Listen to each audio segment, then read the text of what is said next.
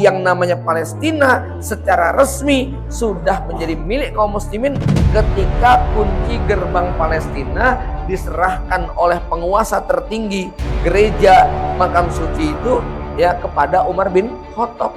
Kalau memang kita sepakat bahwa keadilan harus ditegakkan di muka bumi dan penjajahan itu tidak boleh berlaku lagi, Palestina harus merdeka dengan cara Zionis Israel hengkang dari tempat tersebut. Kalau ada yang mengatakan, bukankah Palestina itu merupakan negeri tempat kelahiran Bani Israel? Ya, itu kan cerita masa lalu. Tapi yang namanya Palestina secara resmi sudah menjadi milik kaum muslimin ketika kunci gerbang Palestina diserahkan oleh penguasa tertinggi gereja makam suci itu ya kepada Umar bin Khattab. Itu resmi. Di situ ada yang namanya Wa'dul Umariyah, perjanjian Umar bin Khattab kaum muslimin dengan penduduk Palestina. Maka sejak tahun 16 Hijriah itu Palestina resmi milik kaum muslimin. Ya. Jamaah yang dirahmati Allah, maka kalau ada yang bertanya, simpelnya yang terjadi di Palestina itu apa toh? Kita bisa ringkas begini. Yang terjadi di Palestina itu adalah orang-orang Yahudi yang diaspora berpencar di seluruh dunia, mereka pengen numpang hidup di sana. Datang berbondong-bondong dengan kapal-kapal itu seperti gembel-gembel yang mereka ya menjadi imigran lah ya. Mereka kemudian masuk ke Palestina, dipersilahkan. Jadi kalau mau dikasih perumpamaan begini, ada tamu yang mengetuk pintu rumah kita. Ya, dia kedinginan, dia kelaparan, dia kehausan, dia kehujanan. Kalau panas kepanasan. Akhirnya karena kita kasihan melihat kondisinya, kita persilakan untuk masuk ke rumah kita. Ya, lapar kita kasih makan, haus kita kasih minum, dingin kita kasih ganti pakaian. Ya, istirahat kita sediakan tempat penginapan. Nah, pas malam hari, pas kita sedang tidur, tamu ini ternyata berbuat kejahatan.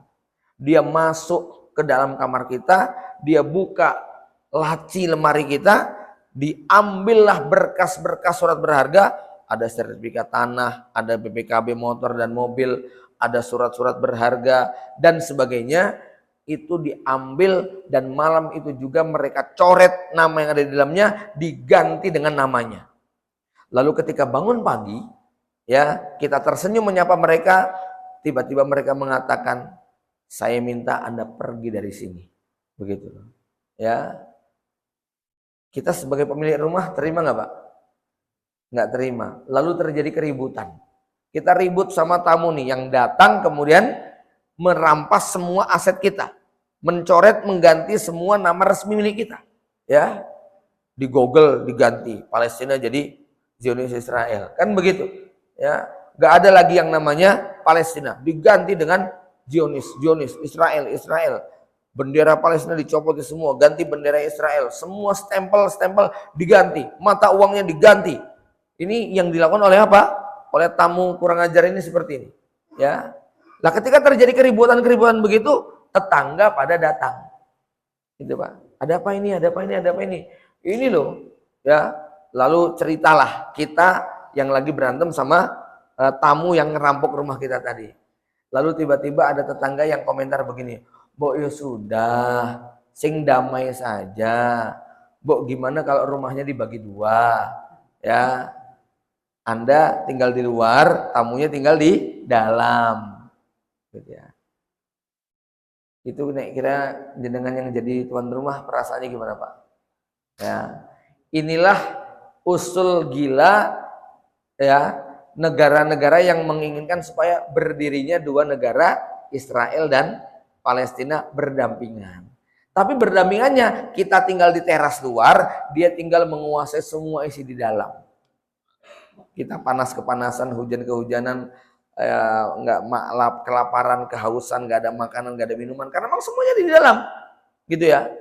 Dikunci, jendelanya dikunci, pintunya dikunci, dan semua isi dalam mereka nikmati semuanya. Ya, kita di luar sisa-sisa dapat rumput, dapat daun-daunan, dapat air yang kotor dan sebagainya. Itulah yang terjadi di Gaza. Maka Solusinya apa? Solusinya kalau memang kita sepakat bahwa keadilan harus ditegakkan di muka bumi dan penjajahan itu tidak boleh berlaku lagi, Palestina harus merdeka dengan cara Zionis Israel hengkang dari tempat tersebut.